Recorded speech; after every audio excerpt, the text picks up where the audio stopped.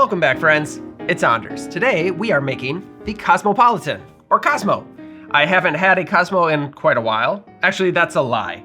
I had a Cosmo last night because I had to try my recipe and make sure it was ready for the video. I do think it is an important cocktail to know. I think it had quite the role not that long ago, and I think that it's a little controversial as far as cocktails are concerned. So we need to talk about it, we need to make it, we need to try it, and I think that you should hit that subscribe button for more sips, tips, and recipes. And let's go make the Cosmopolitan. To the bar. Today's sponsor is AG1 by Athletic Greens. AG1 is a nutritional drink designed for professional athletes, but it just so happens it also works for bartenders. Let's face it, the drinks we're making on this channel aren't entirely healthy. Drinking AG1 as part of a morning routine provides loads of vitamins, minerals, and probiotics. It helps maintain energy, supports immunity, and keeps you focused by supporting brain health. I'll take all the help I can get. It's easy to make, just takes a minute, one scoop once a day. And AG1 also fits different lifestyles, whether you're vegan, paleo, keto, dairy-free, there's so many different lifestyles. You're probably wondering what it tastes like. You probably think you have an idea of what it tastes like. I thought I had an idea of what it tasted like until I tasted it. Kind of sweet, a little banana-y, maybe even coconut-y, if that helps you. It's nice to take a moment for a little self-care in the morning, for moi, before I dive into the cocktails. Go to my link below and get a 1-year supply of the immune-supporting travel packs for free with your first purchase. Thank you, AG1. Back to the film. The Cosmopolitan dates far back to 1934. Although that drink was gin-based, has raspberry syrup, it was pink, and it looked like the modern day Cosmo, but it's pretty much understood that the modern day Cosmo is completely different and they aren't linked together at all, only by name. So where does the modern day Cosmo come from? Boy, I wish I could tell you. We don't know. There are like a dozen bartenders that claim to have invented this drink. It happened sometime in the mid 70s to 80s, all the way from Massachusetts to Minnesota to Florida. It was really popular in San Francisco. It was all over the place, and it was not a great cocktail. They were using Rose's lime juice, vodka, some recipes I've seen grenadine, like Rose's grenadine instead of cranberry juice, but people were drinking it. Anyway, the story gets interesting in the late 80s / early 90s, sometime around then, because allegedly at that time, 2 New York bartenders discovered this cocktail separate from each other, rebalanced it, and made it popular. Now those 2 bartenders were Toby Cecchini and Dale DeGroff. Both of them claim that they're responsible for making this cocktail popular in New York. And they're both probably right. Shortly after this, in the mid-90s, the Cosmopolitan gets blasted through the stratosphere. What happened is Madonna went into the Rainbow Room and had one of Dale DeGroff's Cosmos. And while she was there, she had her picture taken with the Cosmo, and the next morning, everybody was calling Dale DeGroff saying, hey, can I get your Cosmo recipe? So that's huge, right? Obviously, Madonna just makes things popular. But a couple years after that, you have this little known show on HBO called Sex and the City.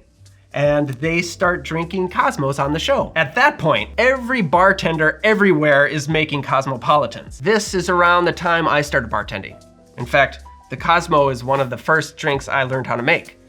It was one of the first orders I took was a Cosmo. So here is where things get a little bit controversial, because since its popularity, there has been a steady decline of the Cosmo, especially in certain circles of bartenders. You see, there's this circle of bartenders called craft cocktail enthusiasts, I'm just calling that now, who are really into, you know, the old classics, fresh ingredients, good, well-balanced cocktails, and I consider myself part of this group. Here's the thing though, many of them despise the Cosmo. I remember when I first started getting into craft cocktail bartending, I went into a bar, I'm not gonna name it, but they had signs that said, do not order a Cosmopolitan. And this was news to me because I was making tons of Cosmopolitans and I'm thinking, that's a little snooty, don't you think? And it took on this air of snobbery that I don't think is necessary with craft cocktails. I have my theories as to why the Cosmo started to decline in popularity. One is that it was the king or queen of martini lists. In fact, if you had a martini list, probably the #1 martini was the Cosmo. Since then, we've all pretty much accepted the fact that those were not martinis, and it's kind of this embarrassing moment in cocktail history. The other thing is the base spirit is vodka. Not that there's anything wrong with vodka, but a lot of these bartenders, I have to include myself in this one,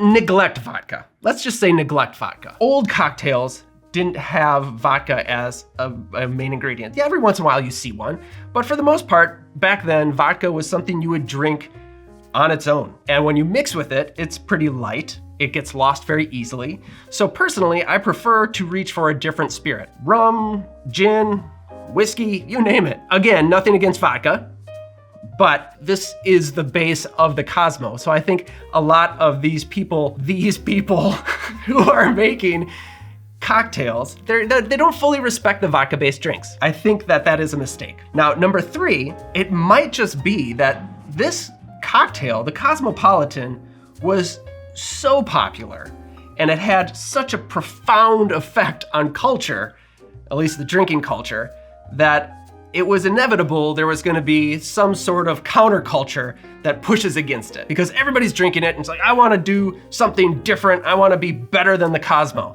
There is also the idea that the drink is pink. And this is an argument that is ridiculous and silly, but I have served a number of people, usually men, they refuse to drink anything pink. And I do like to tell them that pink is not a flavor, but it's an image thing. Anyway, those are my theories, my hypotheses. I don't think the Cosmo deserves the negative treatment that it's been getting as of late. So I'm here to show you my Cosmopolitan, and I will be proud of it.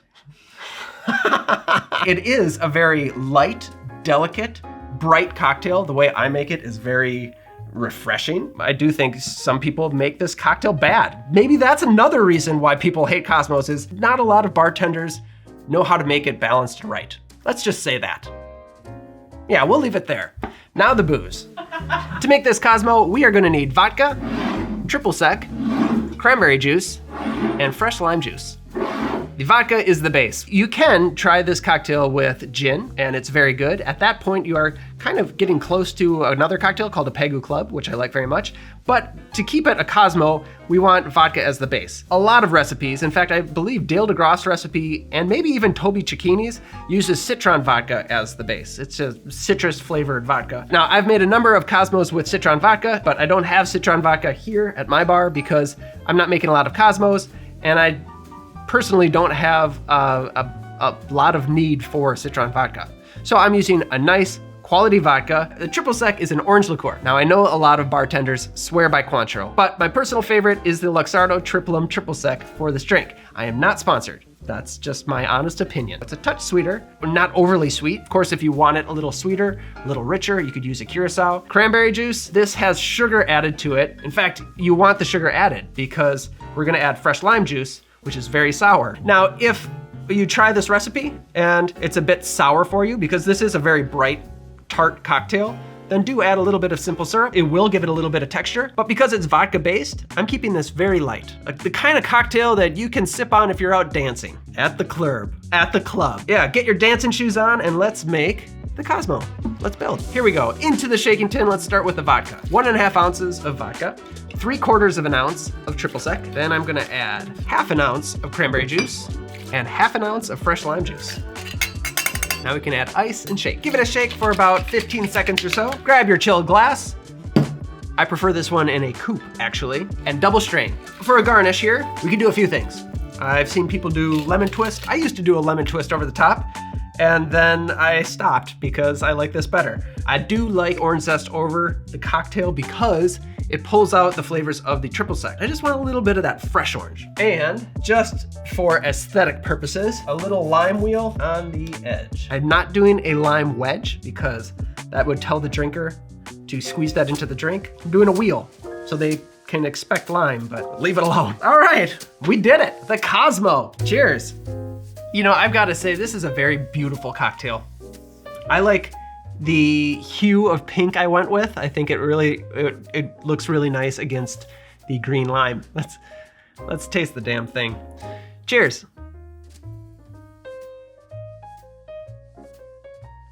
You know, that's pretty good. The dominant flavors are the orange and the lime. The cranberry, it's just a little accent at the end. Some cocktails, it's really strong in cranberry. I do get the ethanol from the vodka, which It's what vodka tastes like in a cocktail, if you can taste the vodka. So I noticed the vodka, it's very light. This is gonna go down easy, rather dangerous. So, take heed. Oz, would you like to try it? Yeah, that's not bad. All right, we got a not bad. Yeah, I like the lime juice. That's not bad. Yeah. Regardless of what you think of the cocktail, the Cosmopolitan, you have to admit, had its place in history. It dominated cocktails for quite some time. There's a solid 10 to 20 years there. Although it's not my absolute favorite cocktail, I do have a little soft spot for it because I was making a bunch of these as a young bartender and I thought I was hot shit. So, time flies. Keep improving your cocktails. I was wondering if we would do the Cosmo. I'm glad we did it. Oz, you can finish this. Like, subscribe, all that stuff. Check us out on Patreon. Thank you, AG1, for sponsoring today's film. Thank you, the viewer, for watching. I will see you next time. Enjoy your Cosmos.